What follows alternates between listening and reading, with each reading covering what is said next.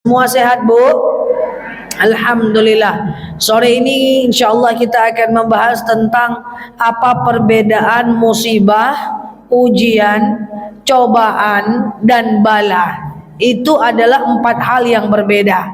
Musibah, ujian, cobaan, dan bala. Kita mulai ya. Pernah dengar 4 itu? Tahu bedanya? Enggak, pokoknya gitulah Zah, gitu ya. Keempat hal ini berbeda. Apa tujuan kita tahu ciri-cirinya? Supaya kita tahu jalan keluarnya. Yang mana musibah, yang mana ujian, yang mana cobaan, yang mana bala. Kita mulai. Yang pertama adalah yang namanya musibah. Apa itu musibah? Musibah itu Allah berikan kepada orang-orang yang bermaksiat. Orang jahat. Bu, pernah enggak ibu melihat ada orang yang tak sholat, tak puasa, tidak ibadah, tapi hidupnya itu nyaman aja, tak ke masjid, tapi rezekinya banyak aja. Sementara awak tunggang tunggi siang malam gitu-gitu sih duit kan. Kadang-kadang kita merasa iri ngelihat orang yang hidupnya enak, tetapi dia enggak sholat, dia enggak ke masjid gitu loh. Sementara aku tunggang tunggi tiang malam, gitu-gitu aja nasib. Nah, saya mau jelaskan begini. Ibu jangan pernah iri, jangan pernah cemburu dengan orang yang punya nikmat banyak tapi dia enggak ibadah. Kenapa? Karena kata Allah, dia sedang berada pada posisi istidraj. Apa namanya? Apa namanya? Istidraj. Apa itu istidraj? Allah berikan nikmat kepada orang yang maksiat.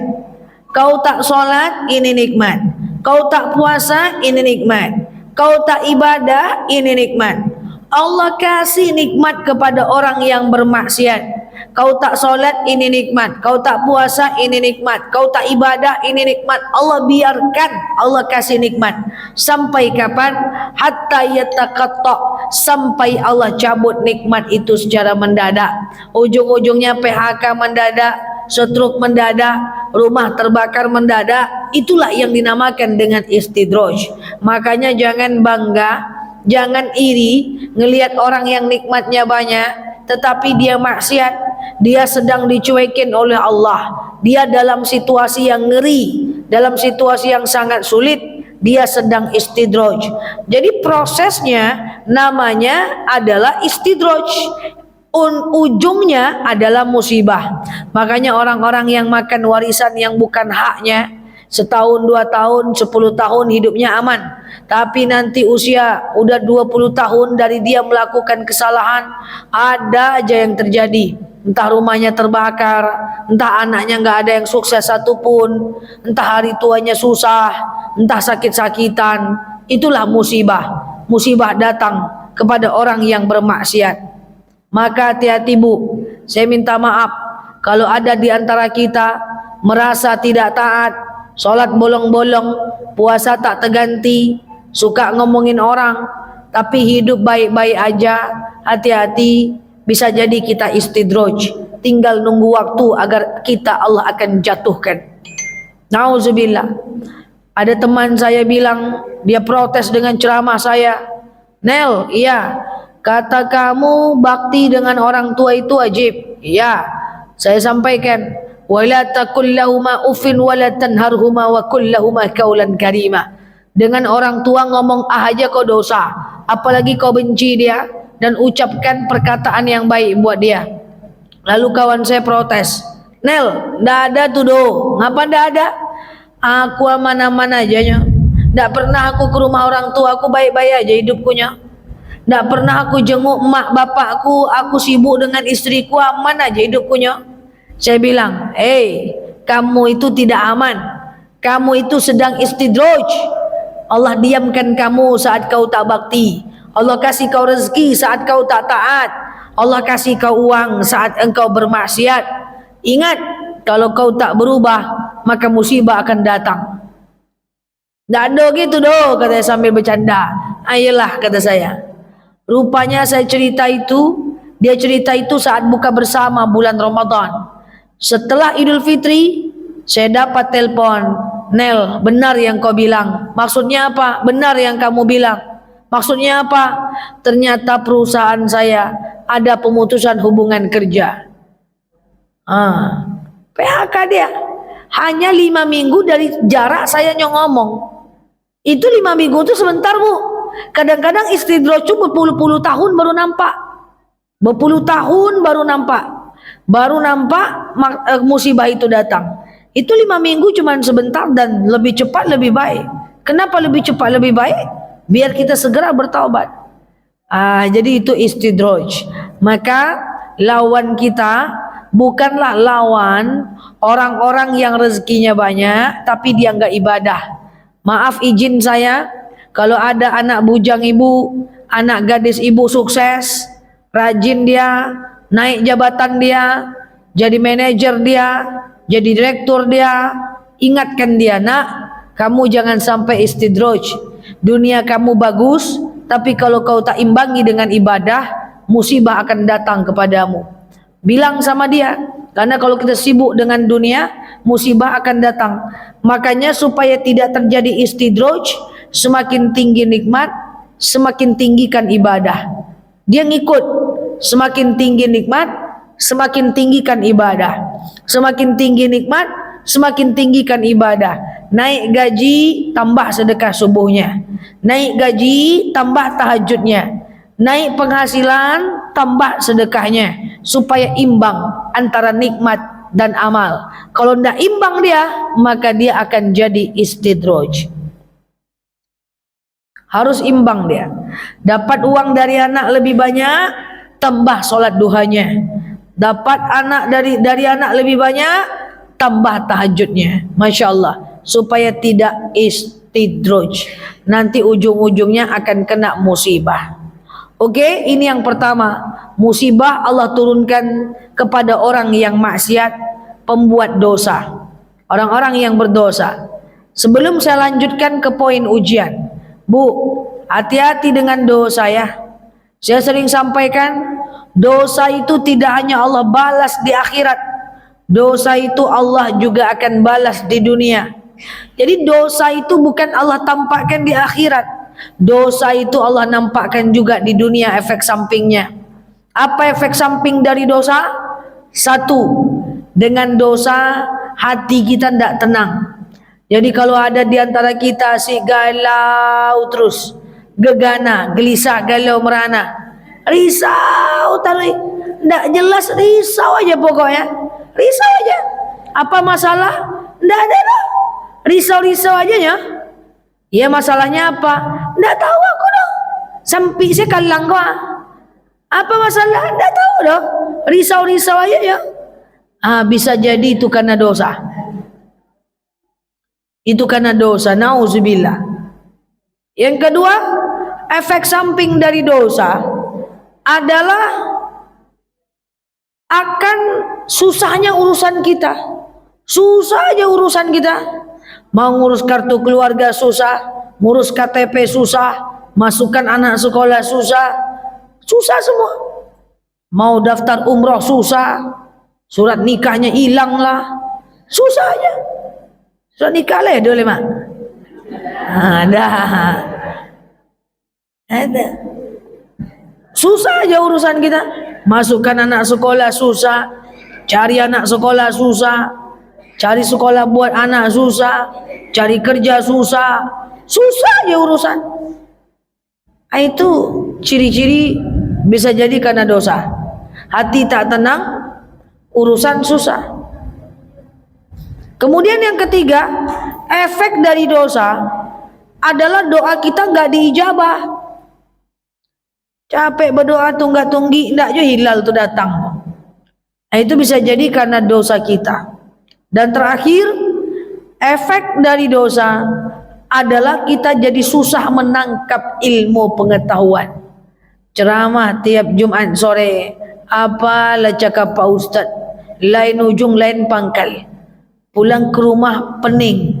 Intinya apa ceramah tadi itu? Ndak je jaleh doh, pokoknya orang beriman. Nah, payah menangkap. Susah masuk. Nah, itu adalah ciri bisa jadi karena dosa, kecuali ibu-ibu semua. Amin. Cobalah suatu ketika Imam Syafi'i itu lahir di jalur Gaza. Usia 2 tahun, orang tua Imam Syafi'i membawa Imam Syafi'i berjalan kaki ke kota Mekah. Gaza, Palestina ke Mekah itu 1200 kilo, kayak Pekanbaru ke Jakarta.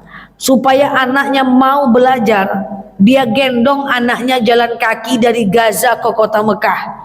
Usia 7 tahun hafal Quran, usia 10 tahun hafal kitab Al-Muwatta, usia 15 tahun hafal 30.000 hadis. Imam Syafi'i sepintar itu dia juga merasakan sulit menghafal. Suatu ketika Imam Syafi'i bertanya kepada gurunya Imam Malik, Imam Waqi, ya Imam Waqi, kenapa aku susah betul menghafal? Apa kata Imam Waqi'i? Fa arsadani bi anna ilma nurun wa nurullahu la yahdi lil asi. Hei Imam Syafi'i, sepintar itu dia tetap bilang, Imam Syafi'i, sesungguhnya ilmu itu adalah cahaya, dan cahaya tak akan turun kepada orang-orang yang bermaksiat. Maka hindarkan dosa supaya hati kita tenang, urusan kita mudah, doa kita diijabah, dan kemudian nangkap pelajaran ilmu yang disampaikan oleh ustadz dan ustazah. Hati-hati, balik kita ke tema kita, apa itu musibah? Musibah turun kepada orang yang maksiat. Prosesnya namanya istidroj. Semakin banyak nikmat dia tak taat, banyak nikmat dia tak taat, banyak nikmat dia berdosa, maka ujungnya akan ada musibah. Beda dengan ujian. Ujian nomor 2, kalau musibah untuk orang maksiat, kalau ujian Allah berikan kepada orang yang beriman. Bu, kadang-kadang saya suka sekali mendapat pertanyaan dari jemaah, Ustazah, saya udah sholat, udah puasa, udah ngajak anak saya mengaji, sudah undang ustadz datang ke rumah, saya udah sholat, udah ke masjid, majelis taklim, doakan anak saya sudah mendoakan anak saya supaya jadi anak soleh, tapi tidak juga soleh-solehnya Ustazah. Saya masukkan dia pesantren, kabur dia lewat pintu belakang. Saya ajak guru mengaji dia jadikannya kawan. Saya ajak dia belajar, mengamuk-ngamuk dia. Saya udah berusaha, tapi tidak juga dia jadi anak soleh. Itu ujian. Ujian itu saat kita udah beriman, tapi urusan kita tetap sulit. Itu ujian. Paham nih? Ustazah, saya udah ajak suami saya mengaji, ajak dia bertaubat, ajak dia sholat, tapi tidak juga dia mau sholat, malah saya pula yang diari-ari aja Ustazah. Itu ujian. Ujian itu datang saat kita berbuat baik. Ustazah, kata ustazah, sekali kita bersedekah, maka Allah balas dengan kebaikan 700 kali lipat. Saya sedekah di masjid waktu sholat Jumat 100.000, keluar dari masjid hilang motor saya ustazah. Itu ujian. Pokoknya ujian itu mak, kita udah baik, tapi apes gitu loh bahasanya. Ustazah, kata ustazah, kalau kita baik dengan orang, maka insya Allah kita akan diberikan Allah kemudahan. Ada orang sedekah minta-minta ke rumah saya, sudah saya kasih dia sedekah, saya tutup pintu, jemuran saya pun dilarikannya ustazah. Ada kasus. Kita udah baik, nasib kita buruk juga. Itu ujian. Ujian tuh pokoknya diberikan kepada orang yang beriman. Ustazah, saya udah sholat, udah puasa, sebagai istri saya udah baik. Tahu-tahu rupa-rupanya suami saya lebih suka pula sama orang lain. Ada orang ketiga. Itu ujian. Kalau musibah karena kita jahat, paham nih? Kalau ujian karena kita baik, ujian pasti ada. Karena kalau nggak ada ujian nggak naik kelas. Ibu coba jawab. Saya ngajar kampus. Saya punya mahasiswa semester 1 sampai semester 2. Misalnya selama 1 semester dia datang tepat waktu, duduk paling depan, makalah dia kerjakan, anaknya aktif. Ujian tengah semester dia hadir. Tahu-tahu waktu ujian akhir semester dia nggak datang, sakit mah, dia nggak ikut ujian. Bisa lulus nggak? Bisa lulus nggak? Sepintar apapun dia, kalau ndak ikut ujian, dia ndak bakal lulus. Mau lulus, remedial, ujian juga. Maka kita gitu, Bu. Beriman apapun kita, kalau kita tak diuji, maka kita ndak akan naik kelas. Saya punya jemaah cerita fakta. Beliau kerja di pasar, jualan cabai. Beliau pengen betul umroh. Saking pengennya umroh, setiap hari pulang dari jualan di pasar, hasil jual cabai itu untungnya dia masukkan ke dalam galon. Celengannya itu galon. Katanya untuk uang umroh. Dia taruhlah galon itu di belakang kulkas, yang dimana ada pintu. Dia yakin hanya dia dan Allah yang tahu bahwa di belakang kulkas itu ada galon berisi uang. Suaminya pun tidak tahu katanya. Pokoknya pulang dari mana, dari pasar, masukkan duit untuk tabungan umroh. Saking pengennya umroh. Habis kajian dia datang dekat saya, Ustazah, saya itu ceritanya pengen umroh. Saya nabung masukkan ke mulut galon. Jadi galon tuh saya taruh di belakang kulkas supaya tidak ada yang ngambil. Anak tak tahu, suami tidak tahu. Saya yakin gak ada yang tahu saja. Saya pengen kali itu tujuannya adalah untuk saya umroh. Masalahnya apa, Bu? Masalahnya Ustazah, jangankan uangnya, sak galon-galonnya pun hilang. Ini nyata ini. Jangankan uangnya Ustazah, sak galon-galonnya pun hilang saja. Pertanyaannya apa? Sebenarnya pertanyaannya tuh gini, tuyul tuh ada enggak Ustazah? Jadi apa yang pengen saya ceritakan? Setelah ibu ini pergi dia, datang ibu lain, mungkin dia udah cerita ke kawannya. Cerita dia, pertanyaannya lain lagi. Ustazah, kasihan teman saya itu payah-payah ngumpulkan uang, pergi umroh, hilang juga galonnya. Padahal dia orang baik, rajin ke masjid, anaknya baik-baik, suaminya soleh. Terus dia tanya dirinya, saya Ustazah, sholat saya masih bolong-bolong, puasa saya tidak terganti dong, anak saya masih nakal, bangun subuh payah, tapi banyak aja uang sayanya. Pergi umroh kapanpun saya bisa, tidak ada masalah kayak gitu hidup saya Ustazah. Tapi dia kasihan, udahlah baik, taat, tapi penuh dengan masalah. Saya bilang sama dia, Bu, katanya, hati-hati Bu, jangan-jangan ibu istidroj. Kan yang tadi tuh. Hati-hati jangan-jangan ibu istidroj. Apa tuh Ustazah? Istidroj itu adalah Allah berikan nikmat, ibu tak ibadat, tak solat. Allah kasih nikmat, ibu tak ibadah, ibu tak solat, tak diuji macam ibu tadi. Allah kasih terus menikmat, tapi ibu tak ibadah. Hati-hati Bu, lama-lama bisa jadi akan ada musibah besar dalam hidup ibu. Ustazah nakut-nakutan mah, saya ingatkan sebelum terjadi. Jadi maaf nih, saya terus terang aja, kalau ada di antara kita hidup tenang-tenang aja, ndak ada orang yang zolimin kita, suami baik-baik aja, uang lancar-lancar aja, hidup enak-enak aja, ibadah gitu-gitu aja. Ya kan? Nggak ada orang yang fitnah, hidup ini aman aja, hati-hati, bisa jadi sedang istidroj. Tapi kalau ibu anak sakit sikit-sikit, ditipu orang sikit-sikit, dizolimin orang sikit-sikit, difitnah orang sikit-sikit, motor tujungkil balik masuk parit dikit-dikit, mobil terpuruk dikit-dikit, itu masih aman, masih ada, Allah ingatkan. Jadi kalau hidup kita tenang-tenang aja, hati-hati, jangan-jangan istidroj. Ada menantu bikin sakit hati dikit-dikit, itu malah masih normal. Oke? Nah itu ujian. Ujian itu Allah berikan kepada orang yang taat. Apa tujuannya? Ibu kalau diuji, maka ibu tetaplah ibadah.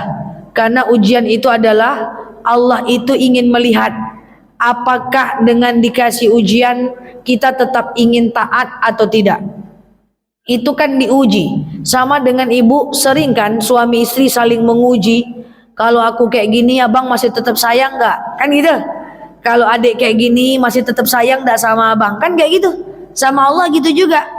Allah kalau aku gak kasih dia nikmat, kalau aku cabut nikmatnya, dia tetap ibadah enggak? Allah pengen lihat. Makanya kalau saya ditimpa ujian, saya akan berkata, ya Allah, apapun nasib saya, apapun kondisi hati saya akan tetap ibadah. Saya akan buktikan bahwa saya prioritaskan Allah dalam hidup saya, apapun yang saya rasakan di waktu itu. Itulah cara melewati ujian. Oke ya Allah, ini ujian.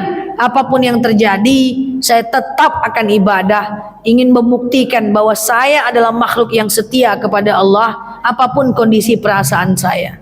Itu dia cara melewati ujian. Tidak bisa kayak gini ngomongnya. Ini banyak ngomong gini, ustazah. Semenjak saya makin taat, makin rajin sholat, kok makin banyak ujian di hidup saya. Itu sama dengan ibu ngomong sama suami, bang, kok makin dekat dengan abang, makin susah hidupku bang. Nah, sama dengan itu. Tidak ada, memang itu dia, memang itu persis. Ya Allah, kau semakin aku sholat, semakin rajin majelis taklim, makin susah hidupku. Sama dengan itu persis. Ada beda dong. Maka jangan suka-suka ngomong kayak gitu. Itu memang cara Allah untuk membuat kita jauh lebih setia. Allah pengen lihat ibadah kita itu saat senang aja, saat susah aja, atau saat senang maupun susah. Makanya kan ada dalil, alladzina yuqimuna as-salata fis sarra'i wad dharra'i wal kaziminal ghaiza wal 'afina 'anil nas. Makanya ada dalil, bertakwalah kepada Allah saat lapang maupun sempit. Lapang, sempit, takwa. Maka apapun nasib kita, tetaplah prioritaskan Allah. Karena kalau tidak, kita nggak bakal lulus ujian. Paham nih? Yang ketiga adalah cobaan. Musibah untuk orang maksiat, ujian untuk orang yang taat. Cobaan langsung Allah ingatkan. Cobaan itu sifatnya langsung. Dek, kata suaminya, apa bang? Buatkan abang cappuccino dek, pakai susu putih. Tunggu dulu bang, ada film Ikatan Cinta wah. Dek tolonglah buatkan dek, cepatlah, tunggu dulu bang. Iklan nanti aku buatkan. Dek tolonglah buatkanlah dek, santailah dulu bang, ribut kali abang ni mah. Pas ibu buatkan ke dapur, terjelungkang, terpleset ibu. Nah itu cobaan. Paham nih? Cobaan itu langsung, pam, supaya kita berubah. Ini kejadian asli nih. Kawan saya habis dengar ceramah saya di online. Dia dengar ceramah saya di YouTube. Nyampe kantor dia bilang kayak gini, Nel, aku mau bertanya. Apa? Aku kan telat nih nyampe kantor. Ya. Apa tuh? Jadi ceritanya itu mobilku terpuruk. Nah terpuruk, emangnya itu musibah, ujian, cobaan atau cuman Nel? Bapak lihat dulu pak. Kalau bapak itu maksiat berarti musibah. Kalau bapak orang baik itu ujian. Tapi kita tengok dulu jangka pendek. Jangan-jangan itu cobaan. Maksudnya apa saja? Bapak kira-kira ada melakukan kesalahan apa jangka pendek? Ada ndak marah sama istri sebelum keluar rumah? Ndak ada saja. Ada ndak marah sama anak? Ndak ada saja. Coba lihat kesalahan lain. Apa katanya? Ada saja. Apa tuh? Habis marahin tukang parkir katanya, langsung terjelungkang mobilnya. Itu cobaan. Karena Allah pengen kita kembali kepadanya. Jadi hati-hati, jangan suka marah-marah. Biasanya Allah akan ingatkan langsung, itu cobaan. Dan terakhir yang keempat adalah bala. Kok cepat kita selesai? Oh mulainya cepat ya? Oh, yang terakhir adalah bala. Apa itu bala? Kalau musibah karena perbuatan kita, cobaan karena perbuatan kita. Tapi kalau bala itu adalah perbuatan orang yang kita diamkan. Kalau bala itu adalah perbuatan orang yang kita diamkan, maka kita kena balanya. Ya, apa contoh bala? Contoh misalnya nih, ada orang bawa laki-laki ke rumahnya. Ada orang bawa laki-laki ke rumahnya. Terus kita ngomongnya gini, biar aja lah, inyo kan inyo, awak. Biar aja lah, urusan dia, kita. Udahlah, daripada berdosa, dosa kan tanggung masing-masing nyo. Pernah dengar kata-kata kayak gitu? Udahlah, lu gua.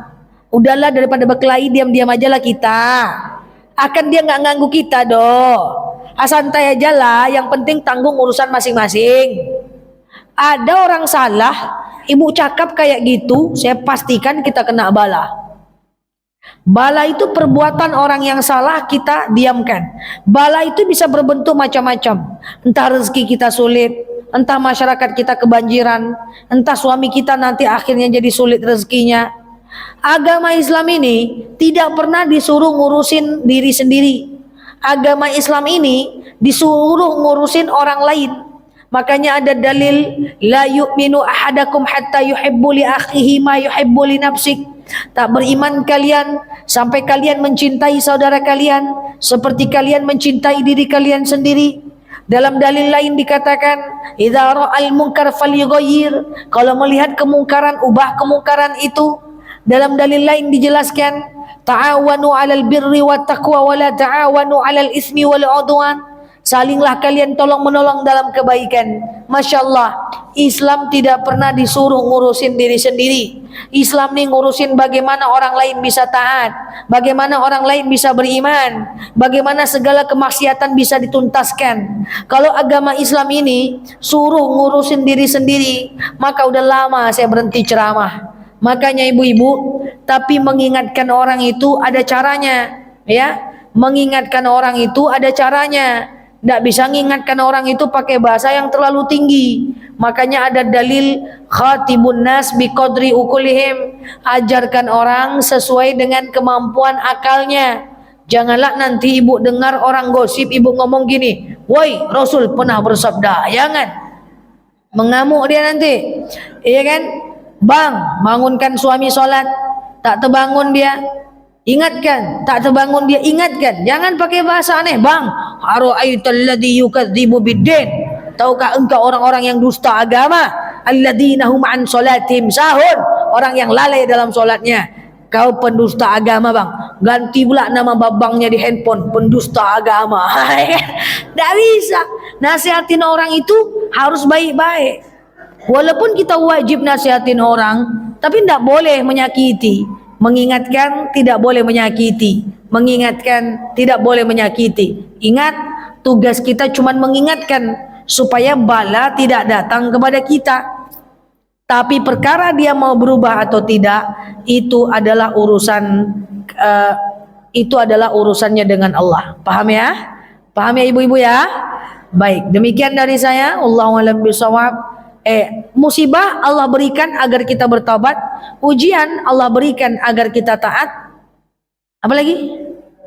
Cobaan Allah berikan agar kita kembali, bala Allah berikan agar kita saling mengingatkan. Oke? Tujuan kita belajar ini untuk diri kita, jangan untuk orang. Ditengoklah rumah orang terbakar nanti, tu musibah tu. Kata Ustazah Nela tu musibah tu, jangan.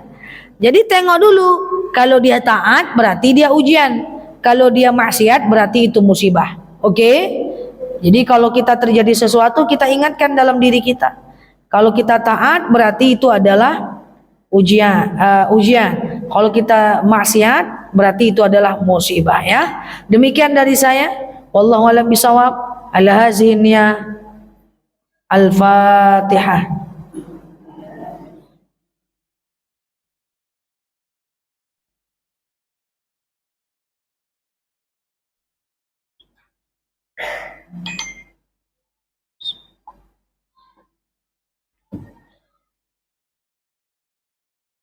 Amin ya Allah, amin ya Rahman, amin amin ya mujib sailin. Allahumma salli ala Muhammad wa ala ali Muhammad. Allahumma inna nas'aluka ridhaka wal jannah, na'udzubika min sakhatika wan nar. Allahumma inna nas'aluka salamatan fi dinina, afiyatan fi jasadina, ziyadatan fi ilmina, barakatan fi rizqina, taubatan qabla al maut, rahmatan indal maut, maghfiratan ba'dal maut. Allahumma awin alaina fi sakaratil maut, najatan minan nari wal afwa indal hisab. Allahumma antas salam minkas salam wa ilaika ya'udus salam. Fahayna rabbana bisalam wa dakhinal jannata darus salam. Tabarakta rabbana wa ta'alita ya hazal jalali wal ikram. Allahumma inna na'udzubika minal hammi wal hazan, na'udzubika minal ajzi wal kasal, na'udzubika minal jubni wal bukhli, na'udzubika min ghalabatid daini wa qahari rijal. Allahumma yassir alaina umurana wa la tu'assir alaina umurana ya rabbal alamin. Allahumma in kana rizquna fis sama fa anzilhu, wa in kana rizquna fil ardi fa akhrijhu, wa in kana rizquna ba'idan faqaribu wa in kana rizqun haraman fatahhiru wa in kana qalilan fakaththirhu ya rabbal alamin. Allahumma rabbana anfa'na bima 'allamtana wa 'allimna ma yanfa'una. Allahumma rabbana hab lana min azwajina wa dhurriyyatina qurrata a'yunin waj'alna lil muttaqina imama. Allahumma ighfir lana dhunubana wa liwalidina warhamhuma kama rabbawna shighara. Allahumma yassir 'alaina umurana wa la tu'assir 'alaina umurana ya rabbal alamin. Allahumma istajib du'ana ya Allah, istajib du'ana ya Rahman ya Rahim ya mujibas sa'ilin. Allahumma shalli ala Muhammad wa ala ali Muhammad. Subhana rabbika rabbil izzati amma yasifun. Salamun alal mursalin. Alhamdulillahi rabbil alamin.